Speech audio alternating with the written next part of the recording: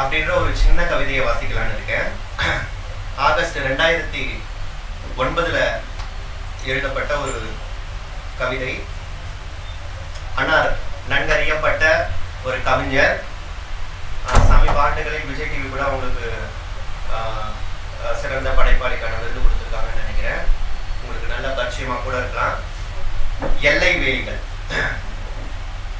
எங்களுக்கிடையில் இந்து மகா சமுத்திரம் இருந்தது. வழிநடையில் முகில் குவியல்கள், வண்ணங்களின் குகைகள், அடுக்கடுக்குகளாய் தீயெறியும் ஒளிக்காடு, சூரியன் ஆட்சி முற்றிய வானம், சந்திரன் ஆக்கிரமித்த சுரங்கப்பாதைகள், வல்லரசுகளின் படையணிகள் எல்லாம் இருந்தன. மலைகளை எள்ளி வேலிகளாக நாட்டியுள்ளனர். காடுகள் நகர்ந்தபடி எங்களை சுற்றி வளைத்து வழிமறிக்கின்றன. ஆன போதிலும் நான் அன்று அவனை 3 முறை முத்தமிட்டேன். கே.என். சிவராமன் எழுதினேன். சகுனியின் தாயம் அப்படின்றத இது பண்ணுறோம். இவரை பற்றி சொல்லணும்னா இது 2வது நாவல். இது முதல் நாவல் வந்து கர்ணனின் கவசம் அப்படின்ற நாவல் வந்திருக்கு. அது மிக பரவலாக விற்கப்பட்ட இல்லை பரவலான பார்வைக்கு ஏற்பட்ட அந்த தொடராக எழுதும் போதே நிறைய பேர் அது வாசிக்கக்கூடிய ஒரு விஷயத்தை அதை ஏற்படுத்துச்சு. இவர் வந்து இப்போ தினகரன் அந்த சப்ளிமெண்ட்ரி வரக்கூடிய எல்லா இதுலையுமே வந்து முதன்மை ஆசிரியராக பணியாற்றி இருக்காரு. எனக்கு வந்து 2 விஷயத்தை மட்டும் நான் இவரை பற்றி சொல்லணும்னு நினைக்கிறேன். ஏன்னா இந்த இடத்துல வலைப்பூக்கள் நான் காலையில் பேசிட்டு இருந்த காலத்தில் எனக்கு கே.என். சிவராமனும் ஜெயவரம் சுந்தரம் எழுதுறது தான் நாங்கள் வந்து 2 பேரையும் வந்து பிதாமகராக நாங்கள் நினச்சிட்டு இருந்த காலம். ஏன்னா இவங்க வந்து இவங்களுடைய எழுத்துக்கள் இல்லாமல் நிறைய பழைய எழுத்துக்களை அறிமுகப்படுத்திக்கிட்டே இருந்தாங்க. நாங்கள் வலைப்பூக்கள் படிக்கிற காலத்தில் அப்போ லக்கிலாம் அப்போ தான் நாங்கள்லாம் அப்போ தான் உள்ளே வரும்போது ஆக்சுவலாக லக்கி எனக்கு அதில் இருந்து சீனியர் தான். அப்போது வந்து எல்லா இடங்கள்லையும் ஒரு ஒரு அதிகமாக கவிதைகள், அப்புறமா கதைகள், அப்புறமா ஏதாவது ஒரு அனுபவம் சார்ந்த விஷயங்கள் எழுதுவாங்க. இவங்க அதையும் எழுதிட்டு அதுக்குள்ள இந்த கதைகள் எப்படி வரும் அப்படின்னும் போது அந்த 2 பேருடைய இது வந்து எனக்கு ரொம்ப பிடிச்சிருந்துச்சு.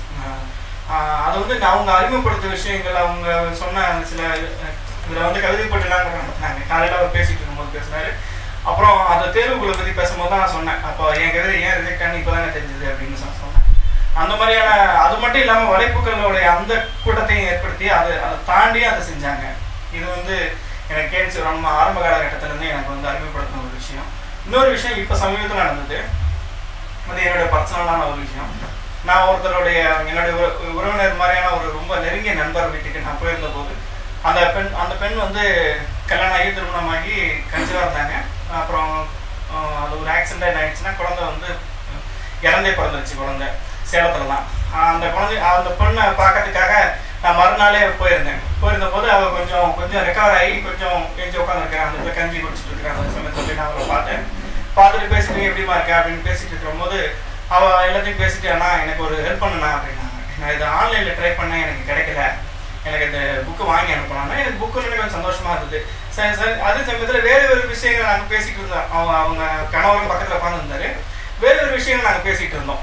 சரி அதே பற்றி நம்ம பேசாமல் இருக்கணும், ஏன்னா ஹாஸ்பிட்டல் சூழலே அவளை வந்து அதே மாதிரியான ஒரு சிந்தனைக்குள்ளே ஏற்படுத்துது. நம்ம ஏன் மறுபடியும் அதை பற்றி பேசிட்டு இருந்துட்டு வேறு ஒரு விஷயங்களை பேசிகிட்டு இருக்கும்போது அவங்க எங்கிட்ட கேட்டாங்க, இந்த மாதிரி எனக்கு ஆன்லைனில் இது கிடைக்க மாட்டேது, நான் ஃபுல்லாகிடுச்சு, எனக்கு இது நீங்கள் சென்னைக்கு போனீங்கன்னா வாங்கி அனுப்புங்க அப்படின்னேன். அது சொன்னது வந்து உண்மையாகவே சொல்கிறேன், சகுனியின் தாயம் தான் அவங்க சொன்னது. எனக்கு அது ரொம்ப சந்தோஷமாக இருந்தது.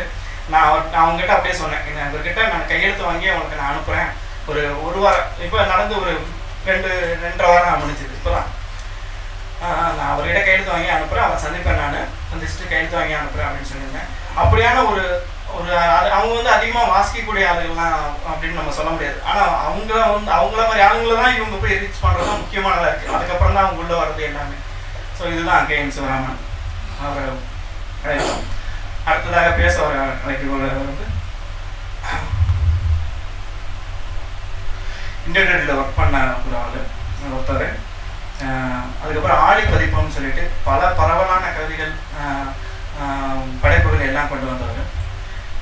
பின் திராவிட இப்போ சமீபத்தில் பின் திராவிட தமிழ் தேசியத்தை நிறுவிக்கிட்டு இருக்காரு. அதை வந்து நம்ம சாதாரணமாக ஒரு எழுத்து மட்டும் இல்லாமல் பேச்சு மட்டும் இல்லாமல் தொடர்ந்து செயல்படக்கூடிய ஒரு ஆளாக அவரை நம்ம சொல்லலாம். நீங்கள் ஏதாவது தனியார் தொலைக்காட்சியில் நீங்கள் பார்த்த ஆலிசன் அண்ணு அப்படின்னு பார்க்கும்போது கூட அவர் பேச்சாளரை மட்டும் இல்லாமல் களத்துலையும் இறங்கி வேலை செய்யக்கூடிய அதை வந்து நிறுவக்கூடிய ஒரு மனிதராக நான் அவரை பார்க்குறேன், அவரை அன்போடு அடிக்கிறேன்.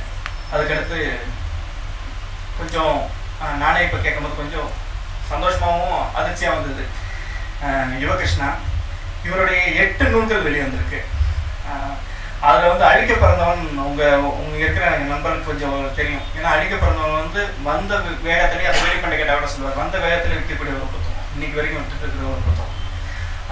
அப்புறம் முகநூலில் அவர் எழுதுறது பதிகிறது, அவர் அடிக்கிற நக்கல் எல்லாமே எல்லாருக்குமே தெரிஞ்சிருக்கும், யாராவது பாதிக்கப்பட்டு கூட இருக்கலாம். இதை வந்து ஒரு இந்த இடத்துலையும் நான் அவரை பற்றி பர்சனலாக ஒன்று சொல்லணும்னா, ஒரு எழுத்தாளர் வந்து என்கிட்ட பேசும்போது நான் யுவகிருஷ்ணனை பிளாக் பண்ணிட்டேன் அப்படின்னு சொன்னாங்க. இது வந்து பிரபுக்கு தெரியும், கிருஷ்ண பிரபுக்கு தெரியும். நானும் கிருஷ்ண பிரபுவும் இல்லைங்க அவருக்கு எழுதுவாருங்க, அப்படிலாம் கிடையாதுங்க, அவங்ககிட்ட நேராக பேசுனீங்கன்னா எல்லாமே உடச்சி போயிருக்காரு, ரொம்ப ஒரு கேஷுவலான ஒரு ஆளுங்க, இல்லை என்னால் அவங்க மன்னிக்கவே முடியாது, அவன் இந்த மாதிரி கமெண்ட்டுக்கு இந்த மாதிரி பதில் சொல்லிட்டான் அப்படின்னா இன்னைக்கு வரைக்கும் அவங்க பிளாக் பண்ணி தான் வச்சுருக்காங்கன்னு நினைக்கிறேன். நானும் கிருஷ்ண பிரபு சொல்கிறோம், இல்லைங்க அப்படி கிடையாது, நம்ப மாட்டேன்றாங்க, இல்லை அப்படின்னா. ஏன்னா உண்மையிலுமே அது வந்து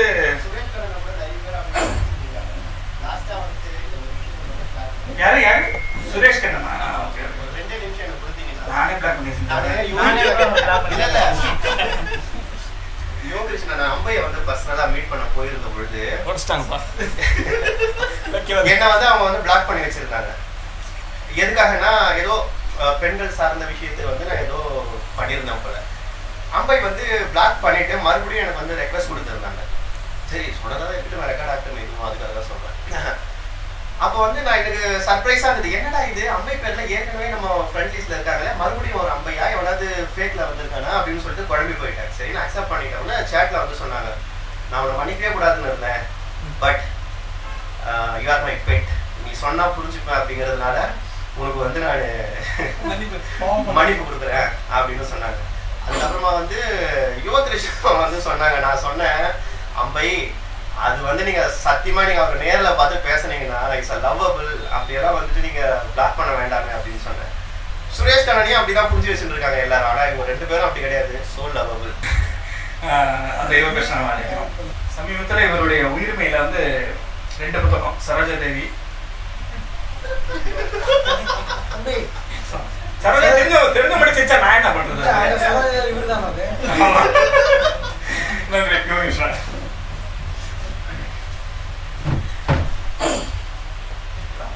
ஃபேஸ்புக்கில் எழுதுறது ஈஸி, இந்த மாதிரி மேடையில் பேசுறது கஷ்டம் மாதிரி தோணுது. பாலநந்தகுமார் வந்து அந்த பாலநந்தகுமார் ரொம்ப ஈஸியாக ஆரம்பித்தார். புரட்சி தலைவருக்கு வந்து நன்றி சொல்லி அவரை வணங்கி ஆரம்பித்தார். நான் வந்து முப்பாட்டன் முருகனை வணங்கி உரைய ஆரம்பிக்கிறேன்.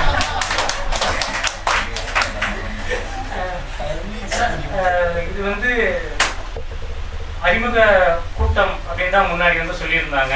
திடீர்னு நீங்கள் வந்து பார்த்தா கருத்தரங்கம் அப்படின்னு போட்டிருக்கேன். எனக்கு எதுவும் இந்த நூலை பற்றி கருத்து எதுவும் கிடையாது. அதனால் வந்து நான் வந்து அறிமுகம் மட்டும் படுத்தலாம்னு நினைக்கிறேன். ஒரு 5 வருஷத்துக்கு முன்னாடி வந்து கலெக்டர் ஆஃபீஸ்க்கு யாராவது கிராமத்தை வந்து மனு எடுத்துட்டு போகிற மாதிரி நான் வந்து குமுதம் ஆனந்த விடன் பத்திரிகை ஆசிரியர்களுக்கெல்லாம் ஒரு மனுவோட போவேன். ஏன் வந்து உங்கள் பத்திரிகையில் வந்து தொடர்கதைகளே வர்றதில்லை, தொடர்கதை நீங்கள் திரும்பவும் போடணும் அப்படின்னு சொல்லிட்டு நான் வந்து 2005-2006 அப்புறமா வந்து நம்மளோட தமிழோட பிரபலமான வெகுஜன பத்திரிகைகள் வந்து தொடர்கதைகள் வந்து வரதில்லை, நிறுத்தி வச்சிருக்காங்க. கேட்டப்போ வந்து குமுதம் ஆசிரியர் சொன்னார், கதை போடலாம் பிரச்சனை இல்லை, யார் படிப்பா, நீ மட்டும் தானே படிப்ப அப்படின்னு சொல்லி கேட்டார். அதுக்கப்புறமா நான் சில வாசகர்களுக்கு, அதாவது என்ன மாதிரி வந்து தொடர்ச்சியாக வந்து குமுதம் ஆனந்த விகடன், உயிர்மை காலச்சோடெல்லாம் தள்ளி வச்சுட்டு குமுதம் விகடனை வந்து முதன்மையாக படிக்கக்கூடிய சில வாசகர்களுக்கு கேட்டேன். அவங்க வந்து அவங்க கதையை போடுறதில்லை, அதனால தான் படிக்கிறது இல்லை அப்படின்னு அவங்க சொல்கிறாங்க. இந்த கோழியிலேருந்து முட்டை வந்ததா, முட்டையிலேருந்து கோழி வந்தாங்கிற மாதிரி இருக்காங்க. குங்குமம் வந்து திடீர்னு ஒரு முறை வந்து ஊர் ஃபுல்லாக வந்து போஸ்டர் வச்சு ஓட்ட ஆரம்பிச்சிட்டாங்க. அதாவது சினிமா சன் பிக்சர்ஸ் வந்து அப்போ படம் எடுக்கிறத நிறுத்தி வச்சிருந்ததுனால கர்ணனின் கவசம்னு சொல்லிட்டு சினிமா போஸ்டர் மாதிரியே வந்து சூரியன் பிரிப்பகம் வந்து போஸ்டர்ஸ் ஒட்டி நகரம் முழுக்க ஒட்டி இது பண்ணியிருந்தாங்க, பரபரப்பு ஏற்படுத்தினாங்க. அதுவும் இல்லாமல் அதில் வந்து ஒரு டிராயிங், ராஜான்னு ஒரு ஆர்டிஸ்ட், ரொம்ப அருமையான ஆர்டிஸ்ட், ஃபோட்டோ மாதிரியே பண்ணக்கூடிய ஒரு ஆர்டிஸ்ட், அவருடைய படங்கள் வந்து போடப்பட்டது. ஒருவேளை நிஜமாவே இது ஏதாவது சினிமா தானோ அப்படிங்கிற மாதிரியான சந்தேகம் நிறைய பேருக்கு வந்தது. என்னன்னா குங்குமம் மறுபடியும் ரீலான்ச் பண்ணாங்க, தொடர்கதைகளை வந்து ரீலான்ச் பண்ணாங்க, மறுபடியும் பண்ணலாம்னு சொல்லிட்டு. இப்போ வந்து கேஎன் சிவராமனை வந்து சூஸ் பண்ணியிருந்தாங்க. அதாவது பிரபலமான தொடர்கதை எழுத்தாளர்களை இது பண்ணாமல் கேஎன் சிவராமன் சூஸ் பண்ணாங்க. அவர் வந்து ஒரு நல்ல ஒன்லைனர் சொல்லியிருக்காரு, குங்குமம் ஆசிரியர் வந்து ஒரு நல்ல ஒன்லைனர் சொல்லியிருக்காரு. அது மேலே நம்பிக்கை வச்சு அந்த பதிப்பகம் வந்து சூரியன் பதிப்பகம் ப்ளஸ் குங்குமம் எல்லாம் ஒன்று தான், சன் பிக்சர்ஸ் எல்லாமே ஒன்று தான். அவங்க வந்து ரொம்ப பிரமாதமாக விளம்பரப்படுத்தியிருந்தாங்க. அப்போ வந்து ஒரு பெரிய ரைட்டர் ஒருத்தர், ஒரு 35-40 வருஷமாக எழுதுகிற ரைட்டர், அவர் கூட கோச்சிக்கிட்டாருன்னு கூட சொல்லுவாங்க.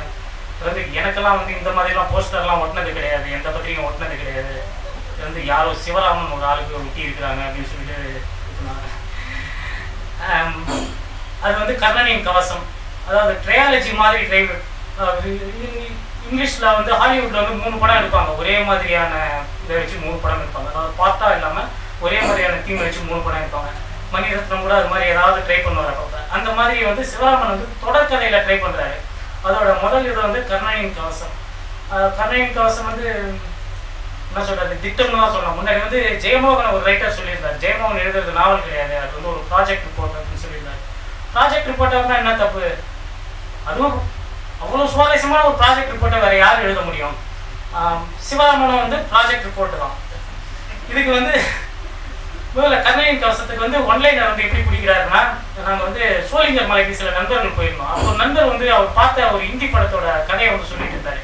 ரொம்ப மொக்க படமா, ஆனால் அந்த ஒன்லைனர் மட்டும் ரொம்ப நல்லா இருந்தது அப்படின்னு சொல்லிட்டு ஒரு சின்ன ஒன்லைனர் சொன்னார்.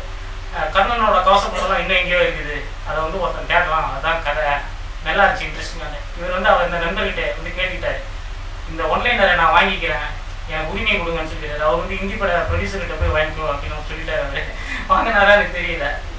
அப்படிதான் வந்து கர்ணனின் கவசம் வந்தது.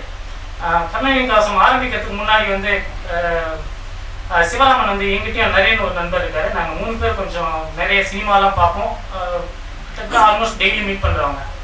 எங்கள் 2 பேர்கிட்ட வந்து கேட்டுக்கிட்டாரு, அதாவது நான் கதை எழுத போகிறேன், ஆனால் நீங்கள் வந்து ஹெல்ப் பண்ணுங்க, அதாவது வந்து அசிஸ்டன்ட் டைரக்டர் மாதிரி அசிஸ்டன்ட் ரைட்டராக இருங்க அப்படிங்கிற மாதிரி சொல்லி கேட்டுட்டாரு. இது புதுசாக இருந்தது, அசிஸ்டன்ட் ரைட்டர் அப்படிங்கிறது வந்து புதுசாக இருந்தது. அசிஸ்டன்ட் ரைட்டருக்கு என்ன வேலைங்கலாம் கூட தெரியல. சினிமா ஷூட்டிங்லனா நடிகைக்கு போய் வசனம் சொல்லி கொடுக்கலாம், அது மாதிரியான இதில் என்ன இருக்குது நமக்கு வேலை அப்படிங்கிற மாதிரி இருந்தது. அவர் தினம், அதாவது வந்து திங்கட்கிழமை காலையில் தான் வந்து பொதுவாக வந்து எழுதுவார். அவருடைய ரைட்டிங் ஸ்டைல் வந்து அதுதான். ஞாயிற்றுக்கிழமை வந்து அப்படியே யோசிப்பார் போல். திங்கட்கிழமை காலையில் வந்து 10 மணிக்கு வந்து 10-10:30 மணிக்கு, நான் ஆஃபீஸ்க்கு லேட்டாக தான் போவேன். அப்போலாம் புதிய தலைமுறையில் இருந்தேன், அங்கே வந்து 10 மணிக்கு தான் ஆஃபீஸு. நான் வந்து 10:45-11 மணிக்கு போவேன். போகிறப்போ மெயிலில் வந்து கர்ணனின் கவசம் KK1 அப்படின்னு போட்டு ஒரு மெயில் வந்திருக்கும். படிச்சுட்டு நல்லா இருக்கா நல்லா இல்லையான்னு சொல்லுவோம். நல்லா இல்லைன்னு சொன்னாலும் கோச்சிக்க மாட்டார். அதனால் வந்து தைரியமாக நல்லா இல்லை, இந்த வாட்டி வாரம் சாப்டர் நல்லா இல்லைன்னாரு. எப்போவுமே தோசை கரெக்டாக சுட முடியாது, கொஞ்சம் முருகலாக சில டைமில் வந்துடும், பரவாயில்ல அட்ஜஸ்ட் பண்ணிக்கலாம் அப்படின்னாரு. அதில் வந்து போக போக எனக்கு வந்து அதில் வந்து ரொம்ப ஆர்வம் வர ஆரம்பிச்சிச்சு. அதாவது வந்து ஒரு தொடர்கதை, ஒரு 1.5 லட்சம் காப்பிகளுக்கு மேலே இருக்கக்கூடிய ஒரு பத்திரிகையில் ஒரு தொடர்கதை 10 லட்சம் பேருக்கு மேலே படிக்கிறாங்க. அதை வந்து பப்ளிஷ் ஆகிறதுக்கு முன்னாடி நம்மக்கிட்ட ஒரு ஆள் வந்து நம்பிக்கையாக கொடுத்து படிக்க சொல்லி கேட்குறாரு.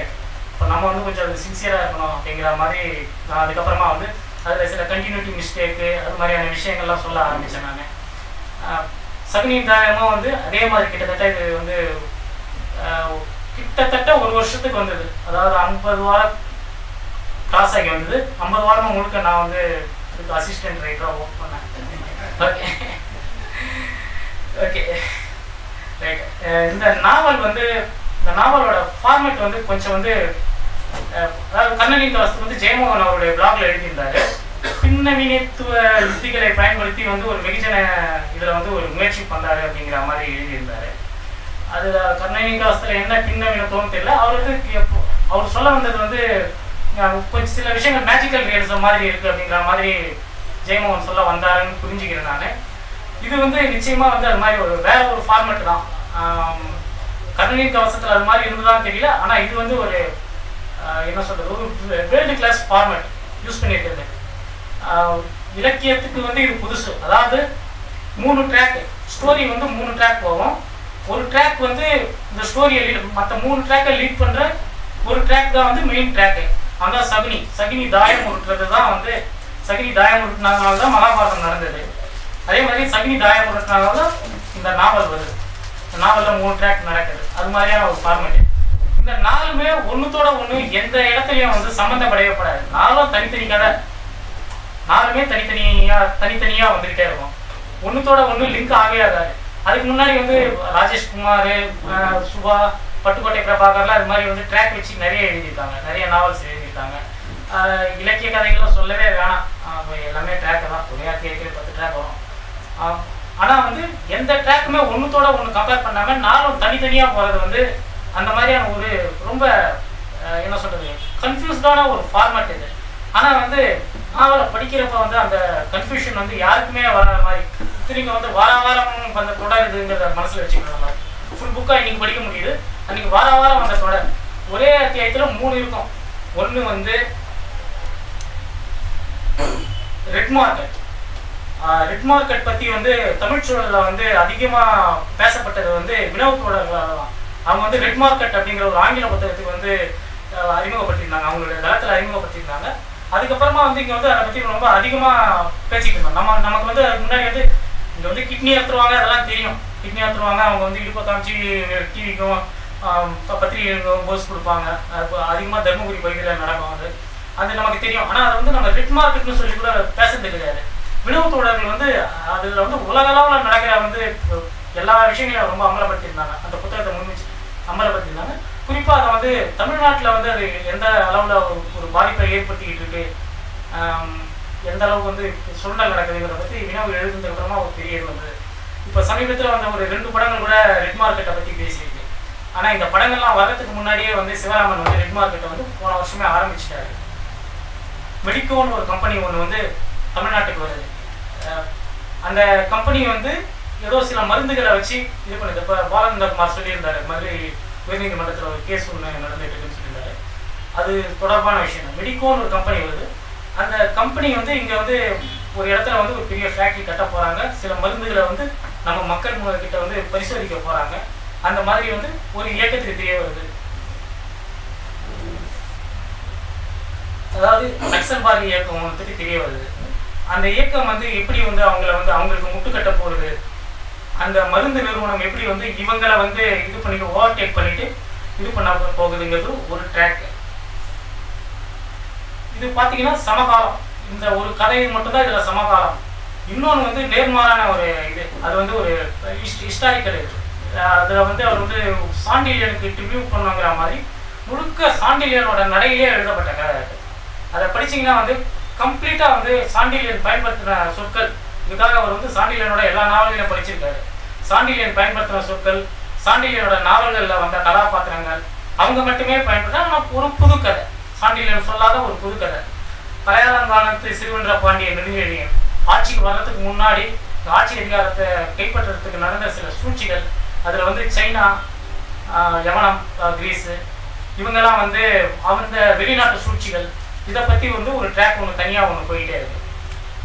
3வது ட்ராக் ஃபுல்லாக வந்து ஒரு மாதிரி ஃபேண்டசினா குழந்தைகள் கதை, சூப்பர்மேன், ஸ்பைடர்மேன் அந்த மாதிரியான ஒரு ட்ராக். அது வந்து ஒரு வாண்டு மாமா பாணியில் எழுதியிருக்கிறாரு. வாண்டு மாமா வந்து கௌசிகன்ற பேரில் வந்து கல்கியில் வேலை பார்த்தவர். கல்கியில் வந்து ரொம்ப வருஷம் வேலை பார்த்து ரிட்டையர்ட் ஆனவர். ஒரு மாதிரி என்ன சொல்கிறது, ஒரு பத்திரிகையாளர்கள் வந்து நிர்வாகத்தால் சுரண்டப்படுறாங்க அப்படின்னு ஒரு இது இருக்குது. அதுக்கு வந்து ஒரு உதாரணமாக சொல்லணும்னா கௌசிகனை தான் சொல்லணும். அவருக்கு சரியான பிஎஃப்லாம் கூட கிடைக்கல.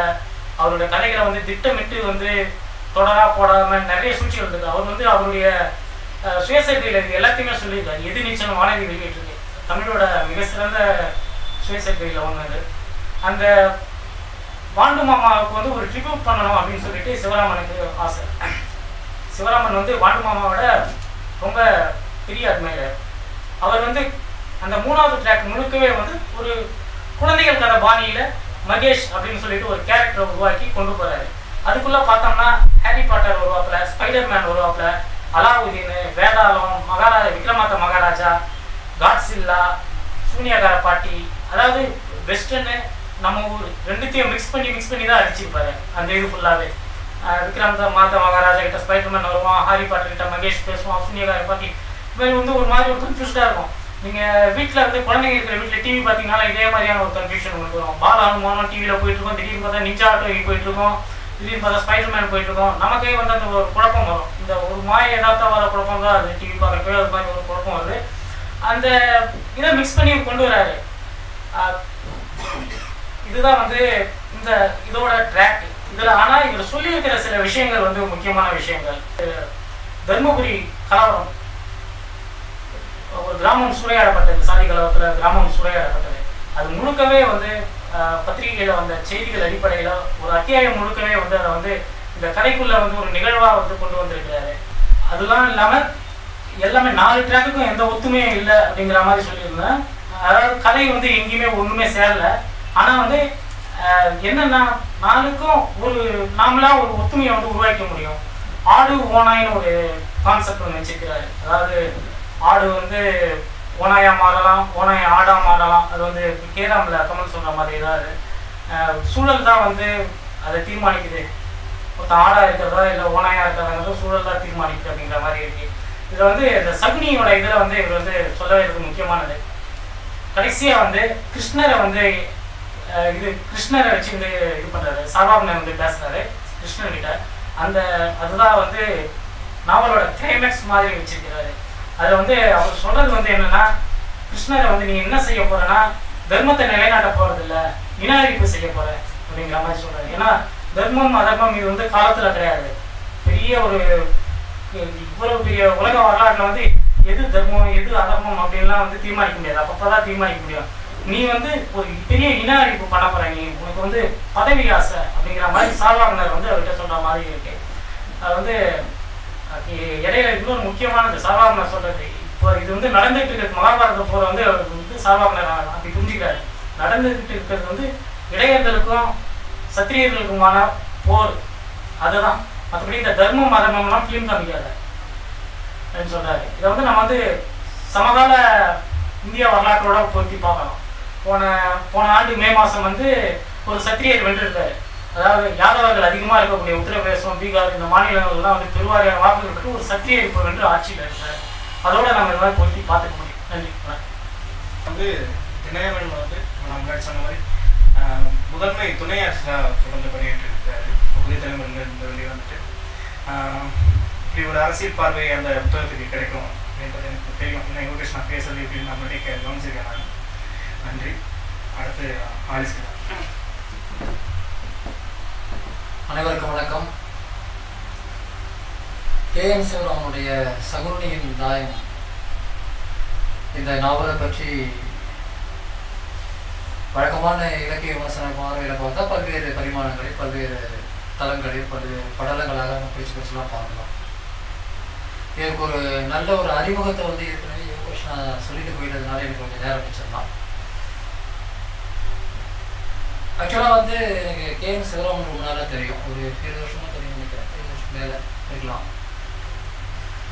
தெரியும் அப்படின்னா ஒரு இடையில நீண்ட இடைவெளி, அதிகமான பழக்கம் இல்லை.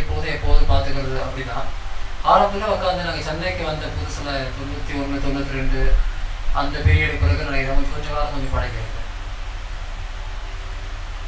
கேஎம் சிவராமன் வந்து சமீபத்தில் ஏதோ ஒரு இணைய உரையாடல் நினைக்கிறேன், யுவகிருஷ்ணா, கேஎம் சிவராமன், நரேன் ராஜகோபாலன் இவங்கெல்லாம் வந்து இந்த வெகுஜன கதை சொல்லல் பாணியை பற்றியெல்லாம் பேசிட்டு இருந்தாங்க. தமிழில் வந்து இடையில கொஞ்சம் அருகி போன ஒரு விஷயமா இருந்தது. ஒரு நல்ல ஒரு பாப்புலர் லிட்ரேச்சர் இல்லைங்கிறது ஒரு முக்கியமான ஒரு பிரச்சனையாக தான் நம்ம பார்க்கணும். இந்த வெகுஜன எழுத்து சீரியஸ் எழுத்துங்கிறதுலாம் அந்த வித்தியாசங்கள்லாம் ஒரு விதத்தில் அர்த்தம் இல்லாதது தான். ஆனால் பார்வைகளில் வாசகருடைய பார்வையில் ஈவன் எழுத்தாளர்கள் பார்வையில் கூட வந்து ரெண்டு உலகமாக இருந்துட்டு இருக்கிறத நம்ம பார்க்குறோம். ஆனால் எந்த சமூகத்தில் நல்ல ஒரு வலுவான வெகுஜன எழுத்து இருக்கிறதோ அந்த சமூகத்தில் தான் வந்து ஒரு சிறந்த சீரியஸான எழுத்துக்கும் வந்து ஒரு வாய்ப்பு பரவலாக போகிறதுக்கான வாய்ப்பு கிடைக்கும் அப்படிங்கிறது நான் பரிபூர்ணமாக நம்புறேன். ஒரு 16-17 வயசுல வந்து அந்த சமயத்தில் வந்து நீங்கள் காமிக்ஸையோ அல்லது வந்து சுஜாதாவையோ சாந்திலினையோ கல்கியோ இல்லை வந்து தமிழ்வாணனையோ நீங்கள் படிக்கிறதுங்கிறது அதோட நின்று போயிடலாம். நிறைய பேருக்கு அது நடக்குது. ஆனால் அதுக்கு அடுத்த கட்டம் போய் சேர்றதுக்கு கூட வந்து அது ஸ்டெப்பிங் ஸ்டோனாக வந்து இருக்கு. ஆனால் அது மட்டுமே அது செய்யலை. அது விஜன எழுத்துங்கிறது வெறுமனே ஒரு எளிமையாக ஒரு கதை சொல்லக்கூடிய விஷயத்த மட்டுமே செய்யலை. பல சமயங்களில் வந்து ரொம்ப சிக்கலான வாழ்க்கை சூழலில் சிந்தனை சிக்கலாகி நம்முடைய செயல்பாடுகள்லாம் சிக்கலாகி எல்லாமே குழப்பங்கள் தெளிவாக இல்லாத சூழல்களில் சில சமயங்களில் மிக எளிமையான ஒரு கதையை கேட்கும்போது இல்லை சொல்லும்போது நமக்கு ஒரு பெரிய அளவுக்கு ரிலீஃப் வந்து ஒன்று கிடைக்கும். பல சமயங்கள் எழுத்தாளர்கள் வந்து யதார்த்தத்தையே ரொம்ப குழப்பமாக எழுதக்கூடியவர்களும் நம்ம பார்த்துருக்கிறோம். ஆனால் இந்த நாவலில் வந்து பல விஷயங்கள் ரொம்ப குழப்பமான, சிக்கலான, உள்ளுக்குள்ள ஊடகமான, கொஞ்சம் தத்துவார்த்த பின்னணி உள்ள, உலக அரசியலை பேசக்கூடிய, உள்ளூர் அரசியலை பேசக்கூடிய, ஜாதி அரசியலை பேசக்கூடிய, ஜியோபாலிட்டிக்ஸ் என்று சொல்லக்கூடிய புவிசார் அரசியலை பேசக்கூடிய பல விஷயங்களை ஒரு வெகுஜன பத்திரிகையில ஒரு தொடராக அவர் எழுதியிருக்கிறார் அப்படிங்கிறது வந்து ஒரு சாதாரண விஷயமா நான் பார்க்கறேன்.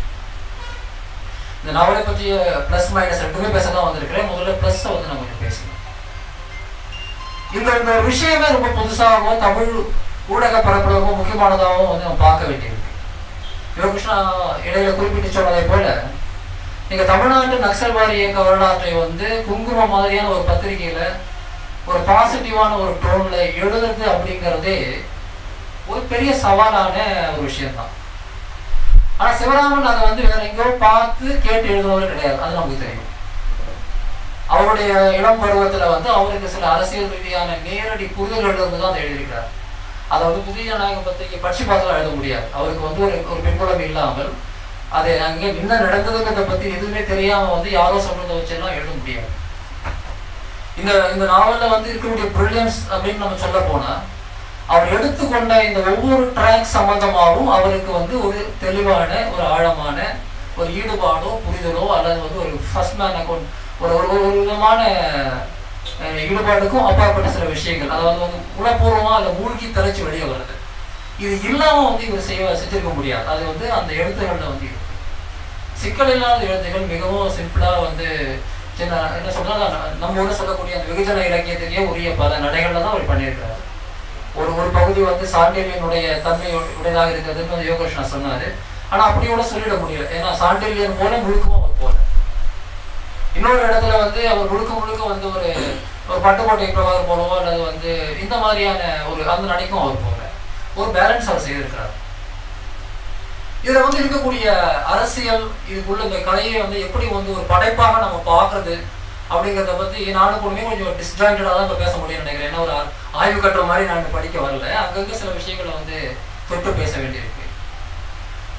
ஒரு கதை வந்து ரெட் மார்க்கெட் சம்பந்தப்பட்டது, இன்னொன்று வந்து ஒரு ஃபியூ ஃபேண்டசி, 7 கடல் 7 மலை தாண்டி அந்த பக்கம் இருக்கக்கூடிய ராஜகுமாரியை வீட்டு வரக்கூடிய ஒரு கதை.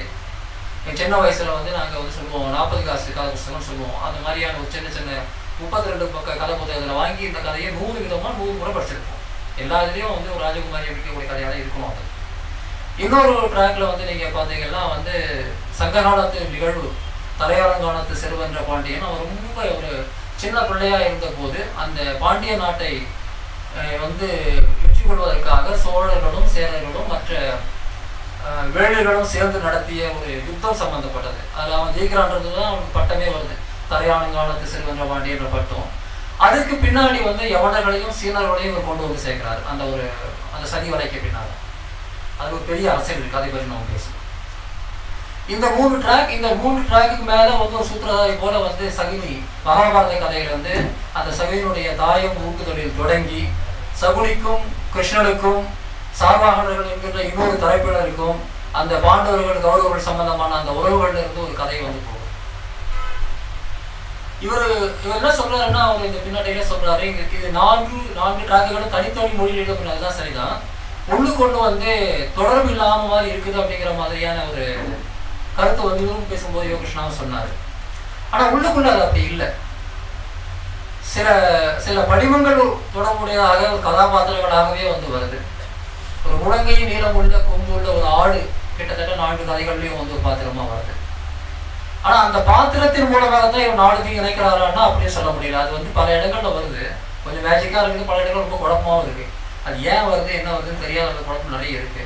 கொஞ்சம் வலிந்து கொண்டு போய் அதை வந்து இணைக்கிறாரா அப்படின்னு கூட ஒரு சந்தேகம் பல இடங்கள்ல வருது. ஆனா அதற்கும் மேல சில குறிப்பிட்ட கருத்துகள் வந்து இந்த 4 கதைகளையும் இணைக்கக்கூடியதாக இருக்கிற மாதிரி தான் நான் பார்க்கிறேன். ஒரு பக்கம் வந்து ஒவ்வொன்றா நாம் எடுத்துக்கலாம். இந்த சதி அப்படிங்கிற ஒரு விஷயம் வந்து இந்த எல்லா ட்ராக்குலையும் ரொம்ப முக்கியமானதாக வந்து இந்த ரெட் மார்க்கெட் சம்பந்தப்பட்ட விஷயத்தை நீங்க எடுத்துக்கிட்டீங்கன்னா அது கிட்டத்தட்ட இன்றைய உலகத்துல, இன்றைய உலகமயமாதல் சூழல்ல குறிப்பாக வந்து மருந்து கம்பெனிகள் அல்லது வந்து மருந்து ஆராய்ச்சி கம்பெனிகள் செய்யக்கூடிய செயல்பாடுகளை பற்றி ஒரு பார்வை, அது ஒரு முழுமையான ஒரு அம்பலப்படுத்தல் அப்படிங்கிறது இருக்கு. அது உள்ள இருக்கிற விஷயங்கள் எல்லாமே வந்து சதிகளை விட மிக மோசமான சதிகளுக்கு உரிய விஷயங்கள் தான் நம்ம பார்க்கறது.